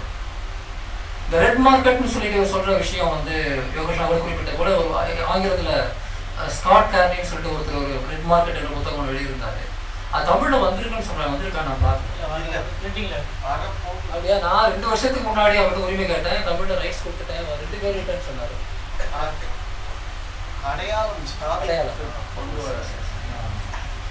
அது ஒரு முக்கியமான ஒரு புத்தகம். இப்போ அதுல தொடங்கும் போது அதன் பிறகு வந்து உங்களுக்கு தமிழ்நாட்டில் வந்து அந்த நிறுவனம் தனக்கான இடத்தை தருமபுரியில வந்து ஒரு ஆராய்ச்சி நிறுவனத்தை அல்லது ஒரு மருத்துவமனையை நிறுவது அப்படின்ற அளவுக்குள்ள போகக்கூடிய அந்த ட்ராக்ல இவர் வந்து தமிழ்நாட்டு நக்சல்பாரி இயக்கத்தினுடைய வரலாற்றை கொண்டு வராரு. அதன் பிறகு தருமபுரியில இளவரசன் திவ்யா காதல், அதை தொடர்ந்து நடந்த அந்த பிரச்சனைகளை வந்து கொண்டு வர்றாரு. இதை வந்து ரொம்ப அழகா வந்து பின்னி பிணைச்சு கொண்டு வர்றாரு. ஆனா இந்த விஷயத்துல வந்து இந்த சதி அப்படிங்கிற விஷயம், அதற்கு பின்னாடி இருக்கக்கூடிய அந்த அரசியல், இது ரெண்டுத்தையும் வந்து இவர் எடுத்துக்கொண்டு செல்லக்கூடிய பாங்கு வந்து நம்முடைய வாசகர்களுக்கு ஒரு புதுசாக தான் இருக்கும். ரெண்டுத்தையும் பிரிச்சு பார்த்துட்டோம்னா கொஞ்சம் ரொம்ப சிக்கல் இருக்கு. ஏன்னா சில சமயங்களுக்கு பயமா இருக்கு, எல்லாமே சதின்னு சொல்லி வரும். யாரோ ஒரு கடவுள் போல வந்து அமெரிக்காவில் உட்காந்துட்டு தமிழ்நாட்டில் இருக்கிற ஒவ்வொரு துறையோட நகரையும் தீர்மானிக்கிறான்ற மாதிரி கதை வந்துருமோன்னு ஒரு சின்ன பயம் இருந்தது இடையில. நான் ஒரு இடத்துல வந்து சொல்றாரு, அந்த ஸ்காட் வில்லியம்ஸ்ங்கிற அந்த வில்லன் அந்த ரெட் மார்க்கெட் அந்த கம்பெனி, அந்த மெடிக்கோங்கிற கம்பெனி சார்ந்தவன் 2 சாதிகளை சேர்ந்தவர்களை காதலிக்க வைக்க போகிறோம், அப்பொழுதுதான் கௌரவப்படை சாத்தியம் ஒரு இடத்துல வந்து நான் கொஞ்சம் பயந்து போயிட்டேன். அதை கூட வந்து யாரோ திட்டமிட்டு செய்யறாங்க அப்படிங்கிற அளவுக்கு வந்து சுருக்கப்பட்டு விடுகிறதோ இந்த பிரச்சனைகள்லாம், ஜாதி பிரச்சனையோ அல்லது கௌரவப்படை பிரச்சனையோ அல்லது இந்த மருத்துவம் சம்பந்தப்பட்ட பிரச்சனையோ வந்து எல்லாமே திட்டமிட்டு செய்யப்படக்கூடிய சதிகளாக காட்டுறாரு ஒரு சின்ன பயம் இருக்குது. ஆனா பின்னாடி போகும்போது அந்த பயம் இல்லை. ஏன்னா அவருடைய அந்த பின்னணியும் பேசுறாரு. ஆனா இருக்கக்கூடிய ஒரு சிக்கலை நான் என்ன பாக்குறேன் அப்படின்னா, இன்னைக்கு நம்ம இந்த சதி கோட்பாடுகள் மேல நம்ம எல்லாருக்கும் ரொம்ப பிரியம் உண்டு. ஏன்னா அது ரொம்ப சுவாரஸ்யமான விஷயமாவும் இருக்கு. ரெண்டாவது, எல்லா பிரச்சனையும் கொஞ்சம் அப்ஜெக்டிஃபை பண்ணி அதாவது நம்ம விட்டு தூரம் வெளியே வச்சு அவன் பண்றான் சதி, அவன் தான் பிரச்சனை, அவன் போட்டு தொட்டா முடிஞ்சுன்ற மாதிரியான ஒரு எண்ணத்தை கூட வந்து கொண்டு போயிடும். இல்லைன்னா இவ்வளவு பிரம்மாண்டமான சதியை பார்த்து பயந்து போய் இதெல்லாம் நம்ம ஒண்ணுமே பண்ண முடியாது. இந்த இலுமினாட்டிஸ் சொல்லக்கூடிய அந்த உலகின் மிகப்பெரிய பணக்காரர்களை பத்தி தொடர்ந்து கொஞ்சம் படிக்க ஆரம்பிச்சீங்கன்னா என்ன முடிவுக்கு வந்துருவீங்கன்னா, நாம ஒண்ணுமே பண்ண முடியாது, உலகத்துல எல்லாம் அவங்ககிட்ட தான் இருக்கு, நாம எல்லாம் அவன் கைப்பாவேதான் அப்படின்ற முடிவுக்கு கொண்டு அப்புறம் நீங்க இந்த சமூகத்தை மாற்றம் ஒண்ணுமே செய்ய மாட்டீங்க. இந்த பிரச்சனையும் இருக்கு. எல்லாவற்றையும் சதிகளாகவும் யாரோ ஒருத்தர் தீர்மானிக்கிற விஷயம்தான், வேற எதுவுமே இல்லைன்ற மாதிரி நம்ம புரிஞ்சுக்கிட்டோம்னா, சதி இருக்கு, நான் சதி இல்லைன்னு சொல்ல வரல, அந்த ஒரு நிலைக்கு நம்ம வந்துட்டோம்னா நம்முடைய செயல்பாடு அப்படிங்கிறது வந்து முழுக்க வந்து முடக்கப்பட்டு விடும். அது கிட்டத்தட்ட என்னன்னா அந்த இடத்துல அந்த சதிங்கிறது விதிதான். எப்படி விதி எடுத்து நான் விதி எதிர்த்து நான் ஒன்றும் பண்ண முடியாத ஒரு சாதாரண மனுஷன் முடிவுக்கு வருவானோ, அதுபோல எல்லாமே சதிதான். இந்த என்டையர் ஆக்டிவிட்டிஸ் தர்மபுரியில நடந்த அந்த நிகழ்வு எல்லாமே திட்டமிட்டு யாரோ பண்ண ஒரு சதி அப்படிங்கிற மாதிரி நம்ம புரிஞ்சுக்கணுமோன்ற ஒரு பயம், அந்த குழப்பம் வந்து இங்க இருக்குது அப்படிங்கிறத நான் சுட்டி காட்ட விரும்புறேன். ஆனா இவருடைய அரசியல் தெளிவா இருக்கு. அரசியல் ரீதியா வந்து அப்படி அந்த ஒரு சதிதான் அப்படின்னு இவர் பேசலைன்னு சொன்னாலும் கூட அந்த கதை போக்குல வந்து ஏகப்பட்ட சதிகளை வந்து நம்ம பார்க்கிறோம். அது ஒரு சின்ன ஒரு அயற்சியை கொடுக்குற மாதிரி தான் எனக்கு தோணுது. அதே சமயத்துல வந்து தமிழரசன் அப்படிங்கிற ஒரு கேரக்டர் வந்து அவர் எடுத்து சென்றிருக்கக்கூடிய பாணி வந்து எனக்கு ரொம்ப பிடிச்சிருந்தது. ஏன்னா அதே போல ஒரு பெரிய ஒரு கேரக்டர் பத்தி நானும் கேள்விப்பட்டிருக்கிறேன், பார்த்ததில்லை, கேள்விப்பட்டிருக்கிறேன். ஐயா கோவை ஈஸ்வரையா வந்திருக்காங்க, அவங்களுக்கு நிச்சயமா அதே போல தமிழரசனையோ அல்லது அதே போன்ற ஒரு மூத்த மார்க்சிஸ்ட் இயக்கத்தோட எல்லாம் தெரியும். அவரும் ஒரு பெரியவர் தான். அவர் இந்த மாதிரியான ஒரு இயக்க பின்னணியில இருந்து வந்தவர் தான். ஆனா அந்த பாத்திர படைப்பு அப்படிங்கிறது ரொம்ப சிறப்பா இருக்கு. ஆனா ரொம்ப துணிச்சலான ஒரு விஷயமாக நான் என்ன சொல்லுவேன்னா, அன்றைய போலீஸ் அதிகாரியான தேவாரத்தை வந்து இவங்க ஒரு கதாபாத்திரமா கொண்டு வந்திருந்தான். அதே போல வந்து இந்த பாண்டிய நெடுஞ்செழியன் அந்த இளவரசன் ஆட்சி புரிவதற்கு முன்பு சோழர்களும் சேரர்களும் வேடர்களும் சேர்ந்து பாண்டிய நாட்டை கைப்பற்றுவதற்கு சம்பந்தமான ஒரு ட்ராக்ல அந்த கொற்கை துறைமுகம் அந்த காலத்துல மிக முக்கியமான ஒரு துறைமுகமாக இருந்தது. நீங்க நான் கொஞ்சம் நேரம் கூடுதலாக இருந்தாலும் அதுக்கு பின்னாடி இருக்கக்கூடிய விஷயத்த சொல்ல வேண்டியிருக்கு. 2000 வருடங்களுக்கு முன்பு உலக வர்த்தக நடவடிக்கைகள்ல நாம எங்க இருந்தோம் அப்படிங்கிறத புரிஞ்சுக்கிட்டா மட்டும்தான் அந்த டிராக்குடைய முழு வீரியத்தை நம்மளால புரிஞ்சுக்க முடியும். கிழக்குல வந்து சீனா எல்லை நீங்க வச்சுக்கலாம். சீனாவுடைய கிழக்கு கடற்கரை பகுதி, தெற்கு கடற்கரை பகுதி, அதாவது இன்றைய ஷாங்காய், ஹாங்காங், கேண்டன் பகுதி அப்படின்னு வச்சுக்கலாம். அதற்கு அடுத்ததாக தென்கிழக்கு ஆசியாவில் ஜாவா, சுமத்ரா பகுதிகள், அதாவது இன்றைய மலேசியா, சிங்கப்பூர், இந்தோனேஷியா பகுதிகள். அப்புறம் இங்கே தெற்கே தென்னிந்தியா, தமிழ்நாடும் கேரளாவும், அன்றைய சேர சோழ பாண்டியர்கள் பகுதி. இங்கிருந்து அரபிக்கடலை தாண்டி அந்த ஈடன் துறைமுகம் என்று சொல்லக்கூடிய தெற்கு அரேபிய பகுதி. அதன் பிறகு செங்கடல் வழியாக எகிப்தில் அலெக்சாண்ட்ரியா, அதன் பிறகு ரோமானிய பேரரசு. இந்த ஒரு தொடர்ச்சி தான் கிழக்குல வந்து சீனாவினுடைய அந்த கிழக்கு பகுதியிலிருந்து மேற்குலகத்துல ரோமாபுரி ராஜ்யம் வரையிலான இந்த 2 தொடர்ச்சியில வடக்கே வந்து ஒரு வணிக பெருவழியும் அல்லது ஒரு வணிக உறவு நெட்வொர்க்கும், கடல் வழியாக இன்னொரு நெட்வொர்க்கும் வந்து இருந்தது. 2000 வருஷத்துக்கு முன்னாடி தொடங்கி கிட்டத்தட்ட இன்றைய வரையில வெவ்வேறு விதமான ராஜ்யங்கள், வெவ்வேறு விதமான சூழல்கள்ல, வெவ்வேறு விதமான சகாப்தங்கள்ல இந்த அடிப்படை வந்து பெருசா மாறி போயிடுறதில்ல. இந்த பின்னணியில வந்து கிழக்கே வந்து சீனர்களும், மேற்கே வந்து நம்ம சொல்லக்கூடிய ரோமர்கள் அல்லது கிரேக்கர்கள் தான் யவனர்கள் என்று நம்ம சங்க இலக்கியத்தை சொல்லக்கூடிய விஷயம். இந்த 2 தரப்பினருக்கும் இடையில அந்த வணிகத்துடைய எக்ஸ்சேஞ்ச் ஒரு விதமான பரிமாற்ற மையங்களாகவும் தமிழ்நாடும் அரபு பகுதியில் இருந்தது. நாமும் நம்முடைய சொந்த சரக்குகளை விற்பனை செய்யக்கூடியவர்களாக இருந்தோம். அதுல மிக முக்கியமானது முத்து ஏற்றுமதி, துணி சம்பந்தப்பட்டது, ரொம்ப மெல்லிய துணிகள், அதாவது பாலின் ஆவியை போன்ற மெல்லிய துணிகள் பற்றியெல்லாம் வந்து பேசியிருப்பாங்க. ஆக வந்து நம்ம வந்து உலக வணிகத்தினுடைய நடுப்பகுதியில வந்து நாம இருந்தோம். அந்த நடுப்பகுதிங்கிறது பிற்கால சோழர்கள் காலகட்டத்துல வந்து நமக்கு உடைஞ்சு போச்சு. ஆனா சீனா இன்றும் வந்து உலகத்தின் முக்கியமான வர்த்தக மையமாக தான் இருக்குது. அந்த சொல்லக்கூடிய அந்த ஜாவா, சுமத்ரா தீவுகள்ன்றது இன்றைய சிங்கப்பூர் நீங்க எடுத்துக்கிட்டீங்கன்னா அது உலகத்தின் முக்கியமான வர்த்தக மையமா இருக்கு. மேற்கே அரேபியா அப்படிதான் இருக்கு. அந்த ரோமா பகுதி அப்படிங்கிறது யூரோப்பா அல்லது வெஸ்டர்ன் வச்சுக்கிட்டீங்கன்னா அதுவும் அப்படியே தான் இருக்கு. அது இடையில முழுக்க இந்த உலக வர்த்தகத்திலிருந்து துண்டித்து வெளியேற்றப்பட்ட ஒரு பகுதியாக தென்னிந்தியா இருக்கு.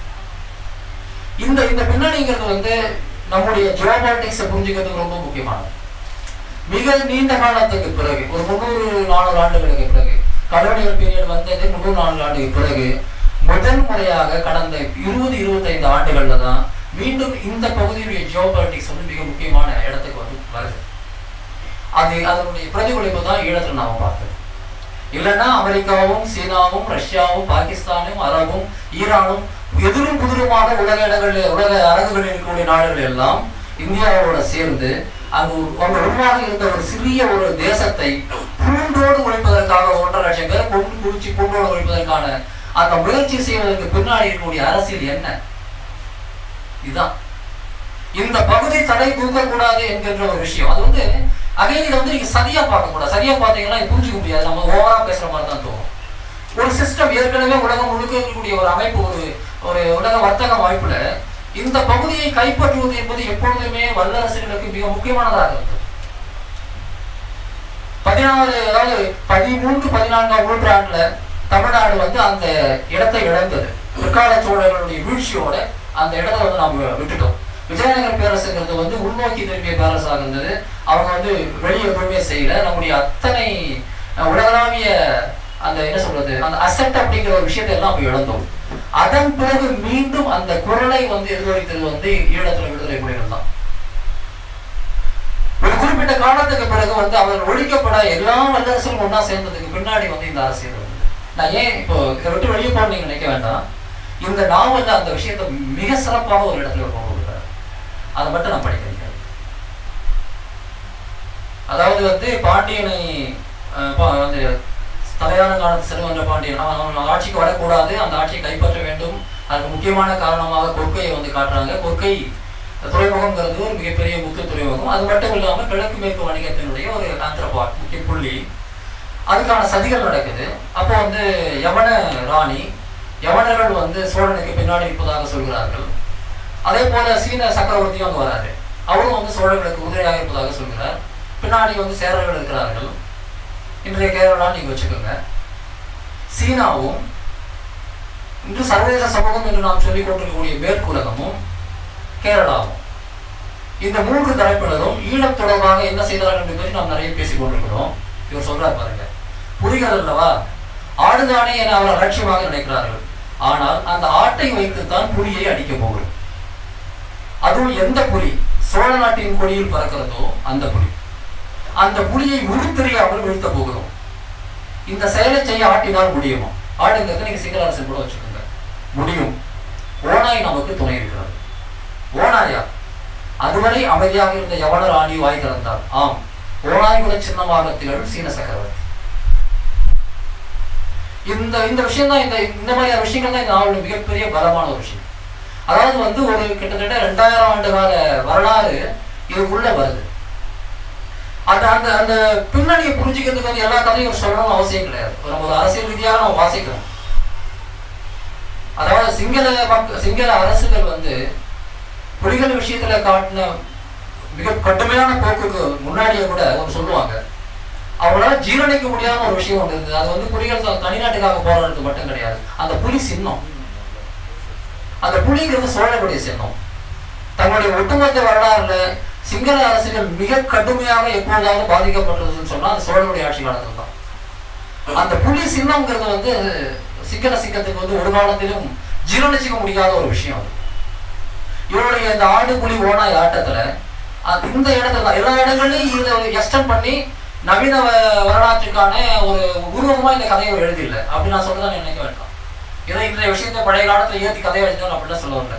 போற போக்குல அந்த விஷயங்களை கொண்டு வரும்போது இந்த யவனம் என்பதை நான் இன்றைய அமெரிக்கா அல்லது வெஸ்ட் அப்படின்னு எடுத்துக்கிட்டேன்னு சொன்னா சீனாங்கிறது டைரக்டாவே சொல்லிடுறாரு. இந்த 2 சரப்பினரும் சேர்ந்து புலியை அடித்த கதையை நாம் கண்முன்னாடி தான் பார்த்தோம். உலக அரசியல் ஒழுங்குல எந்த இடத்துல அமெரிக்க தலைமையிலான படையினரும் அல்லது அமெரிக்க தலைமையிலான ஒரு அதிகாரமும் சீனாவும் கைகோர்த்து சேர்ந்து ஒரு உள்ளூர்ல இருக்கக்கூடிய ஒன்று ஒழிச்சதுன்னா அது இலங்கையில மட்டும்தான். வேற எந்த இடத்துலயும் அவங்க வந்து எதிர்ப்பு தூரமாக தான் நின்று இருக்கிறாங்க. அவங்க எதிராளிகளோ இல்லையோ, ஆனா குறைந்தபட்சம் போட்டியாளர்கள். ஆனா இந்த இடத்துல இவர்கள் அனைவரும் சேர்ந்து ஒரு மிகப்பெரிய ஒரு இனப்படுகொலையை நிகழ்த்தி தான் அந்த வெற்றியை வந்து அடைந்தார்கள்.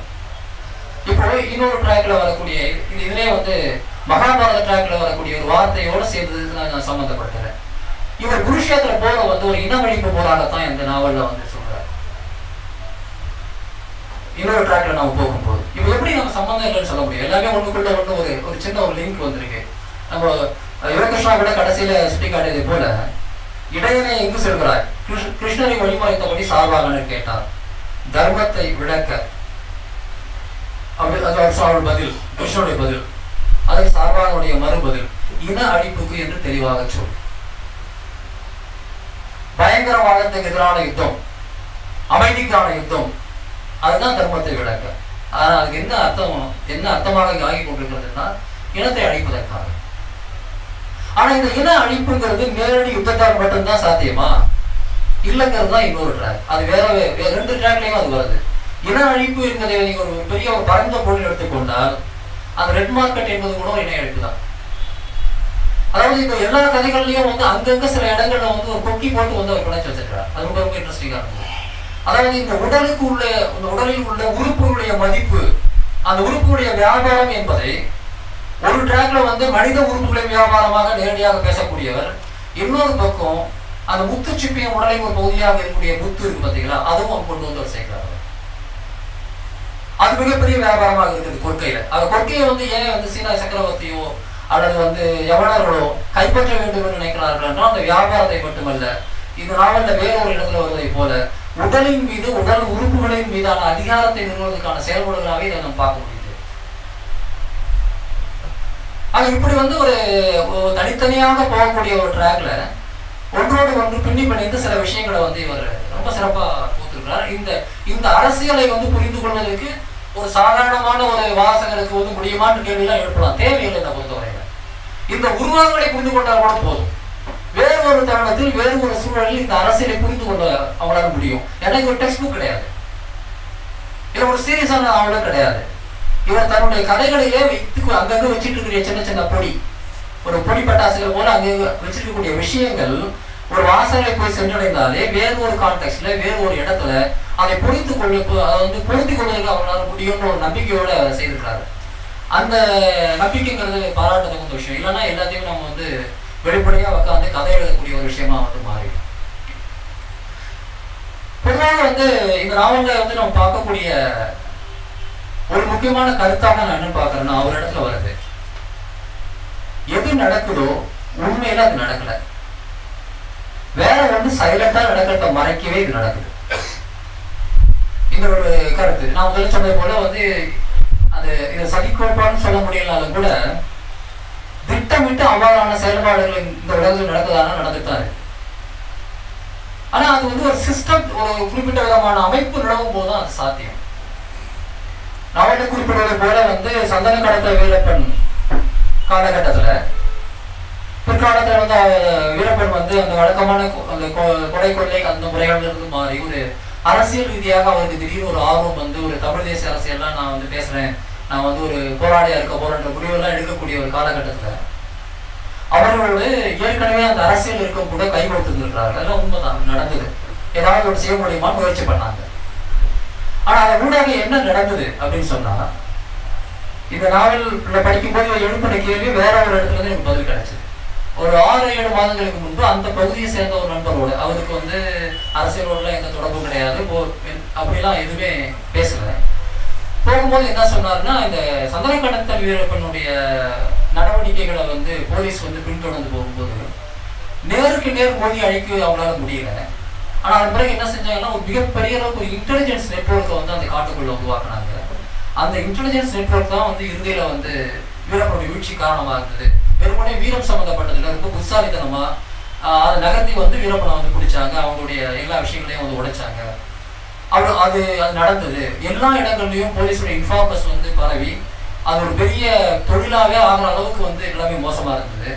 ஒரு காலத்துல எப்படி வந்து போலீஸ் இன்ஃபார்மர்கள் இருக்கிறார்கள் அப்படின்னு சொல்லிட்டு வீரப்பன் எல்லாரையும் போயிட்டு வந்து அடிக்க உதைக்க ஆரம்பிச்சதெல்லாம் இந்த பயத்துல தான். அந்த அளவுக்கு ஒரு நெட்வொர்க்கை உருவாக்கி தான் கடைசியில் வீரப்பனை பிடிச்சாங்க அப்படின்னு. அப்போ அந்த நண்பர் என்ன சொன்னாருன்னா, ஆனா இன்னொன்று நடந்ததுங்க, இந்த என்டையர் இடமும் எக்ஸ்போஸ் ஆயிடுச்சுங்க அப்படின்னு சொன்னார். இந்த 10 இடமும் எக்ஸ்போஸ் ஆயிடுச்சு, இங்க இருக்கக்கூடிய எந்த ஒளிவு மறைவுகள்லாம் ஒண்ணுமே கிடையாது. ஒரு கூகுள் யுகத்துல வந்து நிச்சயமா கூகுள் மேப் யுகத்துல வந்து நீங்க ஒளிவு மறைவுகள்லாம் எந்த அளவுக்கு இடம் இருக்குன்னு நமக்கு தெரியல. ஆனா ரொம்ப இயல்பா சொன்னாரு, எல்லாமே எக்ஸ்போஸ் ஆயிடுச்சு. இந்த காடு, இந்த அடர்த்தியான காடு, அதுக்குள்ள வீரப்பன் ஒளிந்து கொண்டு இருக்க சாத்தியம் உள்ள 1000 வழிகளும் கண்டறியப்பட்டு விட்டன. அதன் பிறகு வந்து அங்க எப்படி நீங்க வந்து ஒரு தலைமுறை குருடா வேலையை வந்து ஒரு அமைப்பால் நடத்த முடியும்? அங்க இந்த எக்ஸ்போஸ் ஆகக்கூடிய ஒரு விஷயத்த வந்து அங்க நடக்குது. ஆனா அது வந்து எந்த பேர்ல நடக்குதுன்னா, வீரப்பனுடைய வேட்டைங்கிற பேர்ல நடக்குது. அங்க வந்து வேற ஏதோ ஒரு எக்ஸலைட்களோ அல்லது வேற ஒரு அரசியல் இயக்கமோ இருக்குன்ற பேர்ல நடக்கல. ஆனா அரசாங்கத்துக்கு அங்க என்ன நடக்குதுன்னு தெரியும். வீரப்பன் என்கிற கொள்ளைக்காரனை வேட்டையாடக்கூடிய விஷயமாக அந்த செய்தியில வரும்போது நமக்கு எல்லாம் சந்தோஷமா தான் இருக்கும். ஆனா உள்ளுக்குள்ள வேற ஒரு நடவடிக்கை வந்து நடக்குது. அந்த நடவடிக்கைங்கிறது அந்த காட்டுப்பகுதியுடைய ஒட்டுமொத்தமான ஜியாகிரபியை போலீஸ் கையில கொண்டு வந்து சேர்த்து. இந்த மாதிரியான நுட்பமான விஷயங்கள்ல இந்த நாவல்ல பல இடங்கள்ல வந்து சிவராமன் சொல்லிட்டு போகக்கூடியது வந்து ரொம்ப முக்கியமான ஒரு விஷயமா தான் எனக்கு தோணும். இது இந்த நாவலை படிக்கும் போது நமக்கு தோன்றக்கூடிய பல விஷயங்கள். இதை வந்து அவர் வெளிப்படுத்தி இருக்கிற விதம், இந்த நாவல் ஒரு படைப்பாக எங்க நிற்குது, இதெல்லாம் ரொம்ப இன்ட்ரெஸ்டிங்கா இருக்குது. இந்த அரசியல்லாம் சொல்றாரு, பழக்கமான வாசகனுக்கு கிடைக்காத பல்வேறு விஷயங்களை வந்து அவர் உள்ள கொண்டு வர்றாரு. ஆனா இந்த நாவல் ஒரு படைப்பாக எப்படி இருக்கிறது நம்ம பார்க்கணும். ஏன்னா இதெல்லாம் வந்து ஒரு கட்டுரை கூட எடுத்துட்டு போகலாம். நக்சல்பாரி இயக்கத்தின் வரலாறு இல்லை வந்து தர்மபுரியில் என்ன நடந்துங்கிறது நமக்கு எல்லாருக்கும் தெரியும். அவர் ஒரு பத்திரிகையாளராக இருக்கிறார், அதனால வந்து இருக்கலாம். இல்லை உள்ள ஒரே ஒரு விஷயத்தை மட்டும் எடுத்து ஒரு நாவலாக செஞ்சிடலாம். ஒரு தர்மபுரி நிகழ்ச்சியை மட்டும் எடுத்துட்டு இளவரசன் திவ்யா காதலை மட்டும் வச்சுக்கிட்டு ஒரு நாவல் வந்து எழுதிடலாம். ஆனால் ஏன் பல்வேறு ட்ராக் இவர் போட்டார் அப்படிங்கிறது வந்து இந்த நாவல்லே விடை கிடைக்குது. ஆனால் படைப்பாக இது வந்து எப்படி இருக்கு அப்படின்னு பார்க்கும்போது அதில் வந்து சில சிக்கல்கள் இருக்கிறதா வந்து நான் வந்து பார்க்குறேன். முதலாவதாக இந்த பத்திரிகைகளை தொடராக வந்த ஒரே காரணம், அதோட பிளஸ் மைனஸ் ரெண்டுமே என்னன்னா, இந்த நாவல் ரொம்ப வேகமா போகுது. அன்புட்டவனவர்கள் அப்படின்னு சொல்ற மாதிரி கீழே வைக்க முடியாத அளவுக்கு வேகமா போகிறது தப்பு கிடையாது. ஆனா அவசரமாக போற மாதிரி ஒரு ஃபீல். நின்று நிதானித்து போக வேண்டிய இடங்கள் கூட வந்து ரொம்ப வேகமாக கடக்கப்படுறதுனால அந்த கதை வந்து ஒரு முழுமையாக ஒரு வாசகனுடைய மனசுல ஒரு இடத்தை கொடுத்து உள்ள விரிவடைஞ்சு, நான் நினைக்கிறேன் படிக்கும் போது கொஞ்சம் மூச்சு வரது கொஞ்சம் இடம் வேணும். அப்பதான் வந்து அந்த கதையே, அதாவது நீங்க சொல்லக்கூடிய அரசியலையோ அல்லது நீங்க நீங்கள் உங்கள் மொழியினுடைய சிறப்புகளையும் நான் வந்து உருவாக்கி கொள்ள முடியும். பல சமயங்களில் வந்து கிட்டத்தட்ட வந்து ஒரு நியூஸ் போல விட்டு போடும். அது இந்த நாவலுடைய ஒரு பலவீனமான நாவல் பார்க்க. ஆனால் அதுக்கான காரணங்கள் இருக்குங்கிறது எனக்கு புரியுது. நீங்கள் வந்து ஒரு வீக்லியில் 4 ட்ராக்கையும் ஒரு வாரம் சொல்லி ஆகணும் அப்படி சொல்லும்போது என்ன ஆகுதுன்னா, பல சமயங்களில் இந்த தொலைக்காட்சி தொடர்களில் வந்து ஒரு 3 பிரேக் போட்டாங்கன்னா ஒவ்வொரு பிரேக்லேயும் ஒரு கிளைமாக்ஸ் வைக்க வேண்டியிருக்கும் தோணும். ஒவ்வொரு நாளும் ஒரு கிளைமாக்ஸ் வைக்கணும், அப்புறம் ஒவ்வொரு பிரேக்குக்கு ஒரு கிளைமாக்ஸ் வைக்கணுங்கிற பிரச்சனை வரும். கிட்டத்தட்ட அதை போல 2 பக்கத்துக்கு 3 பக்கத்துக்கு ஒரு குட்டி கிளைமாக்ஸ் வந்து இருக்கிற மாதிரி ஒரு ஃபீல். இது வந்து சுவாரஸ்யமா படிக்கிறதுக்கு உதவுதா இல்லையாங்கிறத விட இவர் எடுத்திருக்கக்கூடிய இந்த சப்ஜெக்டுக்கு வந்து ஜஸ்டிஸ் பண்ணக்கூடிய அளவுக்கான இதான இல்லைன்ற மாதிரி அப்படி அது என்னுடைய வாசிப்பு, என்னுடைய சப்ஜெக்டிவ் ரீடிங் கூட வச்சுக்கலாம்.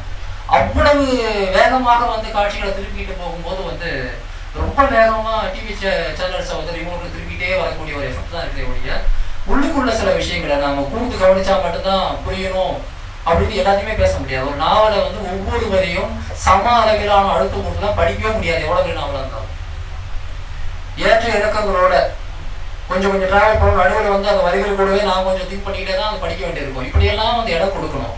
ஆனால் நான் கொஞ்சம் மிஸ் பண்ணேன்னா வந்து இந்த கதையே வந்து எனக்கு கொஞ்சம் தவறி போகிறீங்க. ஸோ அந்த அவசரம்ங்கிறது வந்து இந்த நாவலுடைய ஒரு பலவீனமாக பார்க்கணும். ஒரு பக்கம் இது மாதிரியான படைப்புகளுக்கு தேவையான வேகம் இருக்கிறது. ஏன்னா வாசகரை வந்து ஒரு வெகுஜன நாவலாக அதுவும் இந்த மாதிரியான கான்டெக்ட்ல வந்து கொண்டு போகும்போது நிச்சயமான அது தேவை. ஆனா பல இடங்கள்ல வந்து அது ரொம்ப அவசரமா தாண்டி போகிற மாதிரி வந்து இருக்கு. இன்னொன்று வந்து எடுத்துக்கொள்ளப்பட்ட சில விஷயங்கள் வந்து முழுமையாக வந்து பதிவாகல அப்படிங்கிறது என்னுடைய கருத்து. அதாவது நான் கதையாக சொல்றேன்.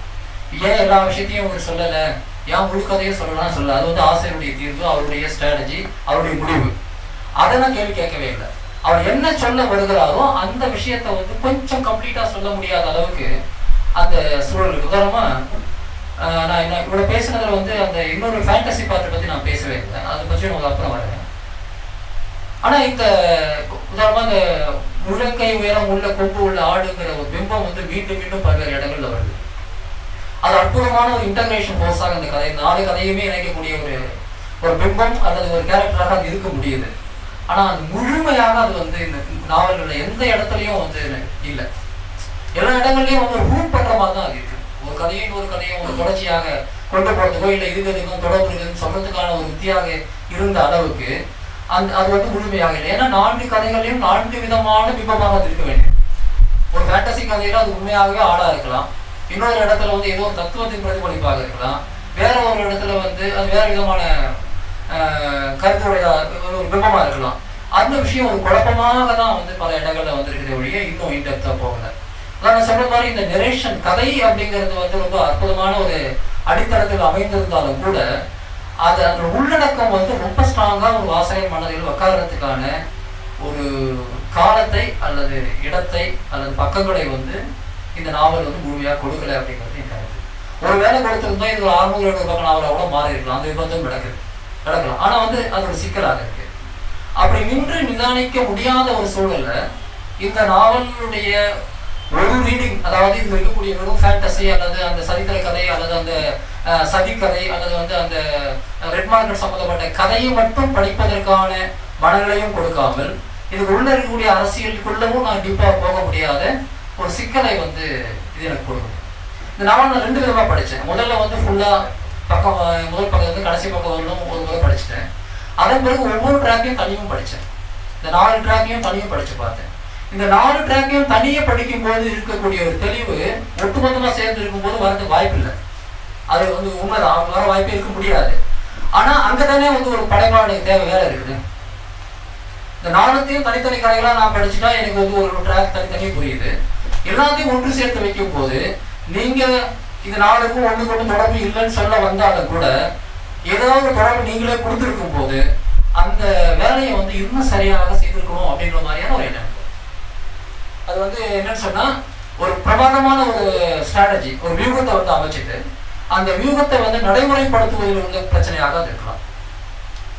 அப்படிதான் வந்து நான் அதை பார்க்குறேன். அது வந்து வார இதழ்கள் தொடர்ந்து எழுதினாலும் அந்த விஷயமானு தெரியல. அப்படி இருந்ததா கூட நான் என்ன நினைக்கிறேன்னா புத்தகமா வரும்போது கொஞ்சம் ரிவைவ் பண்ணி கூட கொண்டு வந்துருக்கலாம்னு எனக்கு தோணுது. பத்திரிகைகள் நமக்கு அந்த இது தேவையில்லை. இது 2 விதிமுறைகள் பெருசாக என்ன இருக்கு. நீங்க நாவலா புத்தகமா வரும்போது கம்ப்ளீட்டா சில விஷயங்களை ரிவைவ் பண்ணி கொண்டு வந்திருந்தா இன்னும் சிறப்பாக இது அமைந்திருக்கும் அப்படிங்கிற மாதிரியான ஒரு எண்ணம் வர்றதை வந்து தவிர்க்க முடியல. அதே போல அந்த இன்னொரு ட்ராக் மட்டும் சொல்லிட்டு நான் முடிச்சிடுறேன். அதாவது வந்து ஒரு மந்திரவாதி தாத்தாவால் கடத்தப்பட்ட ராஜகுமாரியை மீட்கக்கூடிய ஒரு சின்ன பையனுடைய கதாபாத்திரம் வரக்கூடியதுல அங்கேயும் வந்து அரசியல் நிறைய இருக்கு.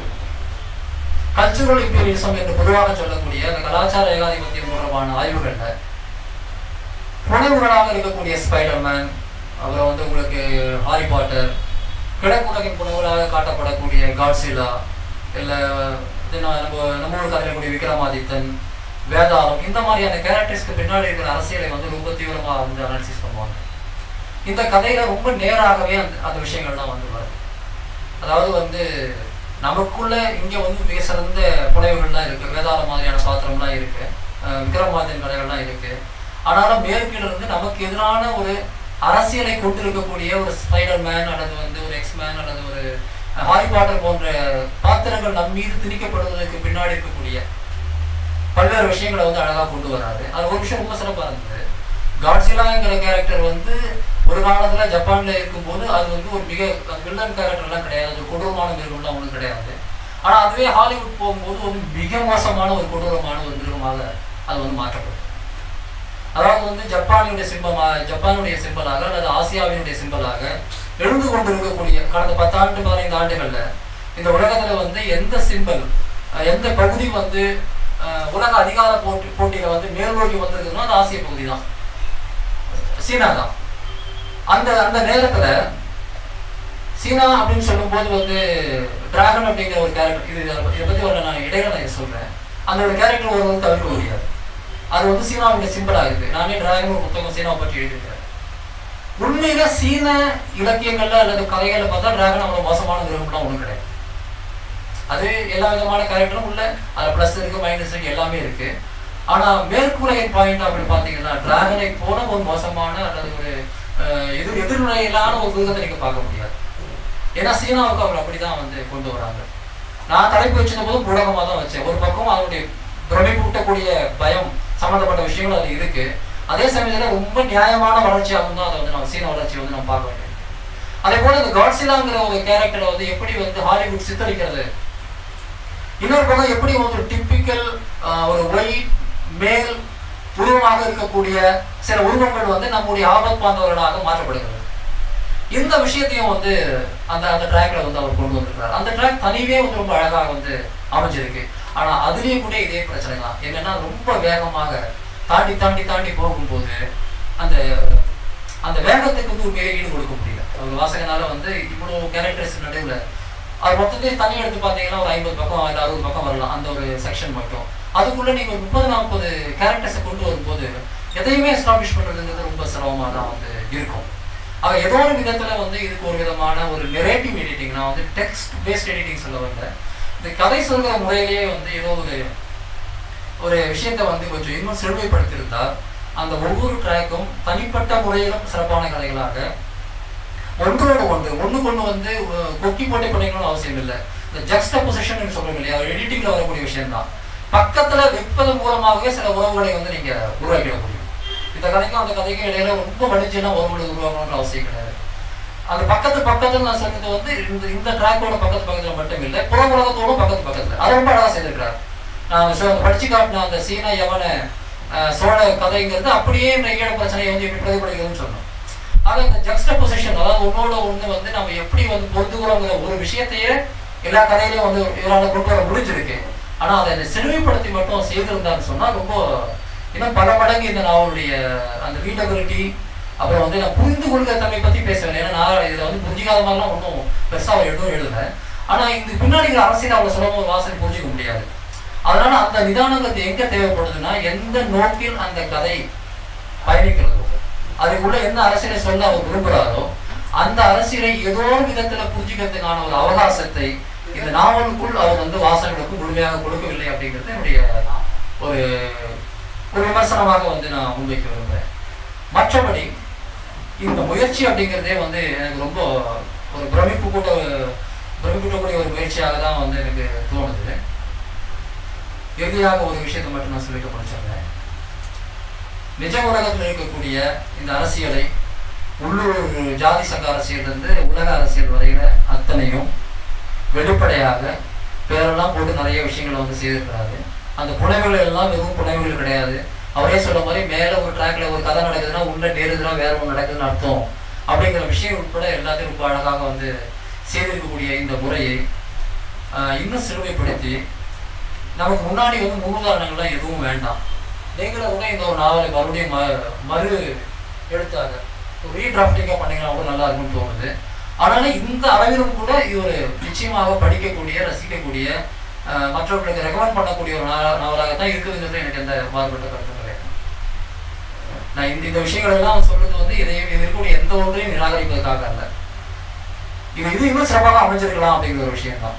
ஆனால் பாசிட்டிவான 2 விஷயங்கள் இந்த நாவல் செய்திருக்கிறது நம்ம இறுதியில் ஒன்று இதுக்குள்ள இருக்கக்கூடிய அரசியல் அவர் வந்து வெளிப்படுத்தியிருக்கிற முறை, 2வது இந்த வெகுஜன வாசிப்புங்கிற ஒரு விஷயத்தை மீண்டும் கொண்டு வருவதற்கு இந்த மாதிரியான நாவல்களால் பெரிய அளவு உதவி செய்ய முடியும். அவ்வளவு ரெலவெண்டா இருக்க விஷயங்கள் பல சமயங்களில் வந்து நம்ம அதை புரிஞ்சுக்கணும். இன்றைய வாசகர்களுக்கும் நமக்கு இந்த மாதிரி நாவல்கள்லாம் தேவைப்படுது.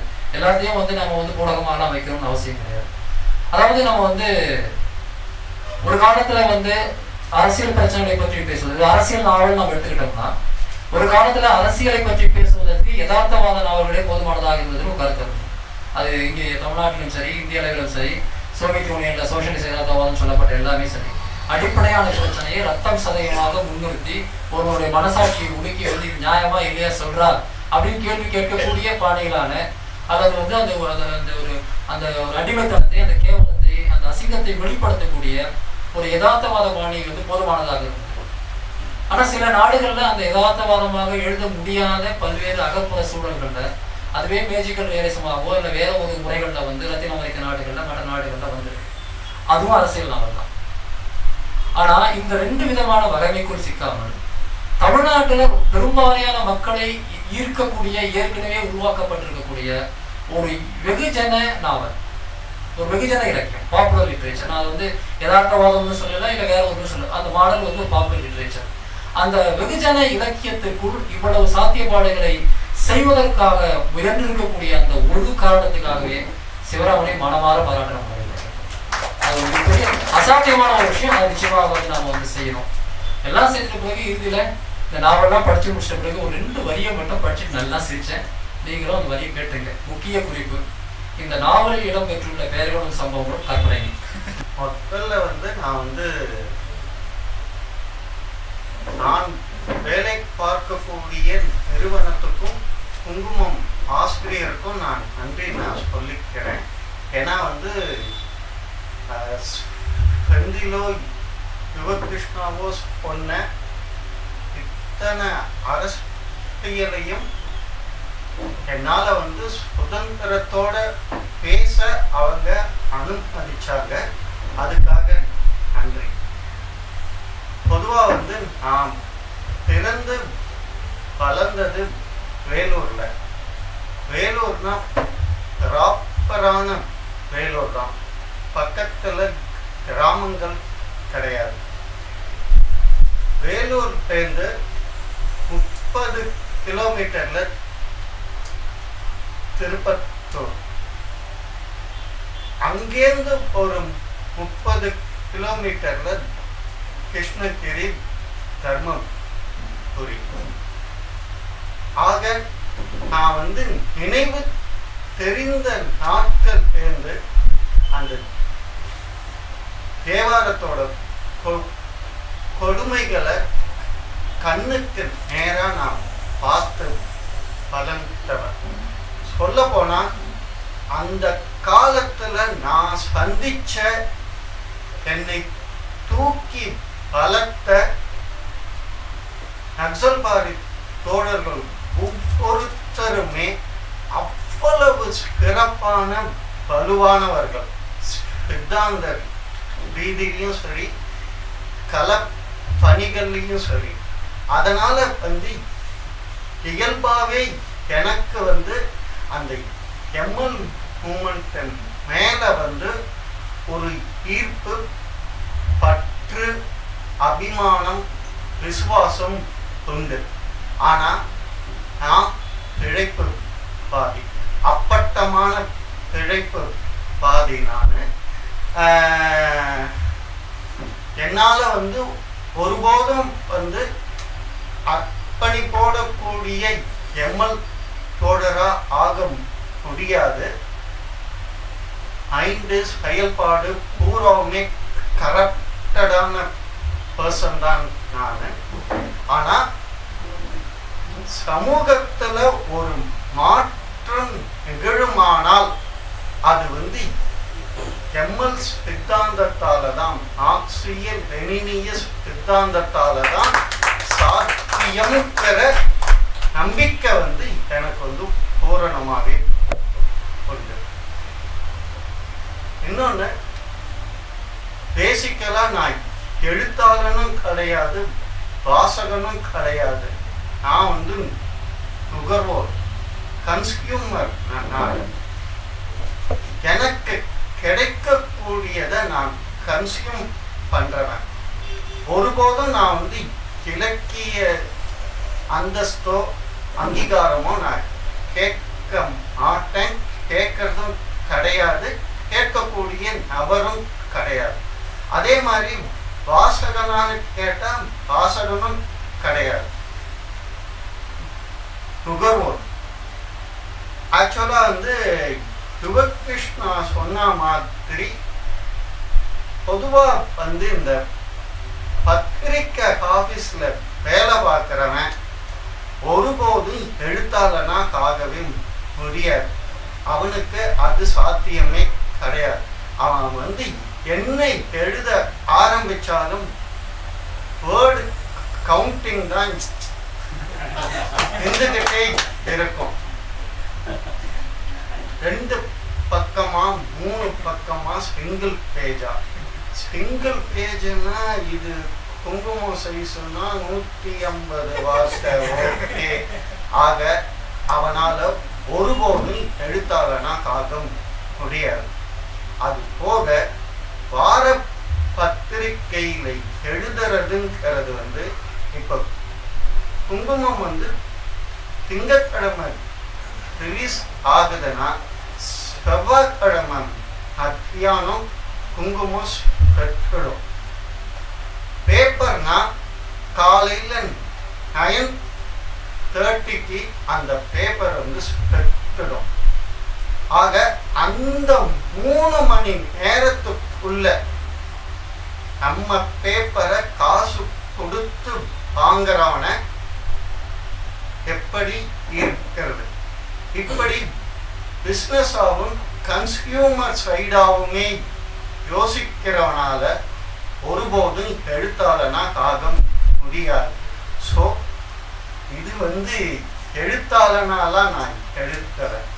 அதே மாதிரி பத்திரிக்கைக்காரனுக்கு கழுத்து மேல கத்தி பொங்கணும்.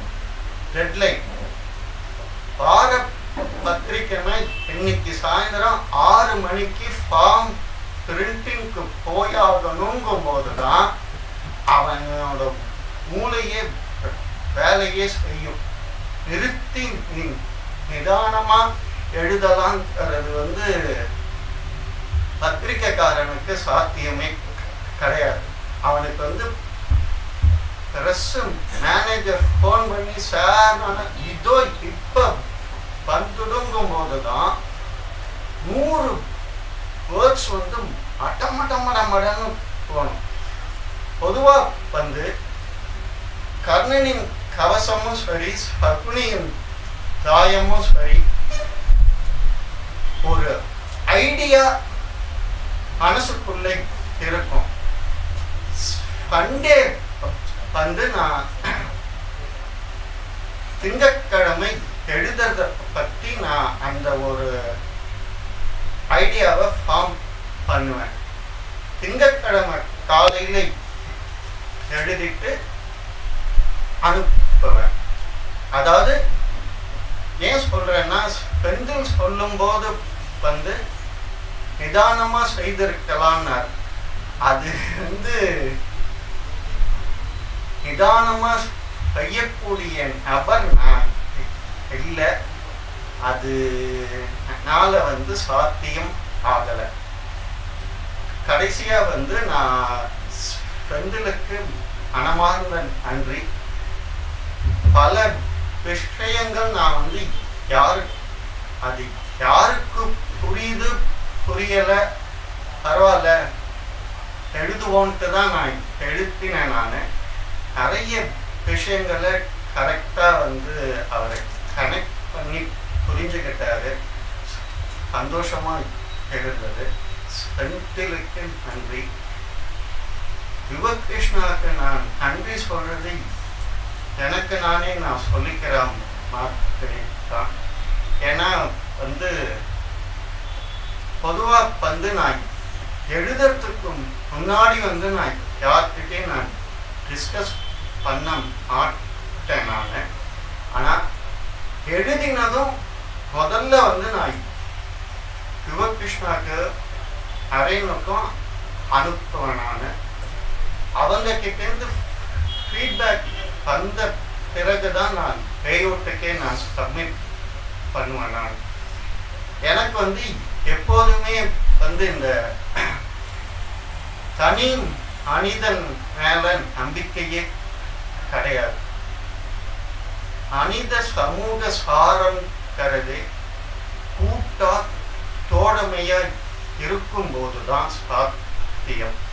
அப்படி என்னுடைய கூட்டாளியா தோழனாய் இருக்கக்கூடிய யுவகிருஷ்ணாவுக்கு நான் நன்றி சொல்றது எனக்கு நானே சொல்லிக்கிற மாதிரி தான்.